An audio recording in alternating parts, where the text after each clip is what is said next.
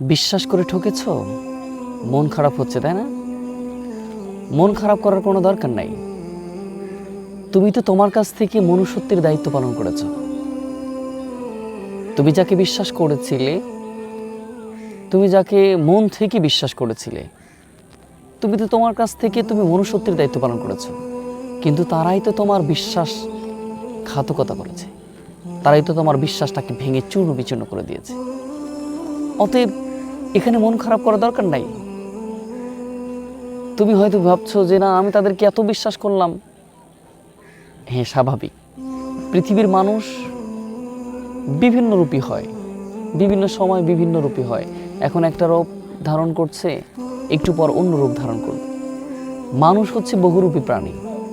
এই জন্য মানুষকে যদি তুমি মন থেকে ভালোবাসে দাও, ইচ্ছা মতো তুমি তোমার জীবন দিয়েও ভালোবাসো, তারপরেও তারা তোমার ভালোবাসার বা তোমার বিশ্বাস করার মূল্যায়ন তারা করবে না।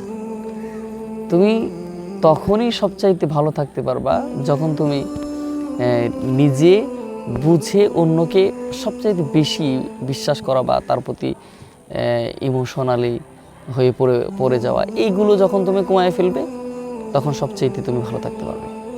অন্যথায় কখনোই তুমি তোমার জীবনে মানুষকে বিশ্বাস করে ভালোবেসে কাছে টেনে কখনোই তুমি ভালো হতে পারবে না, এবং তুমি মাঝে মাঝেই এরকম করলে ঠকে যাবে।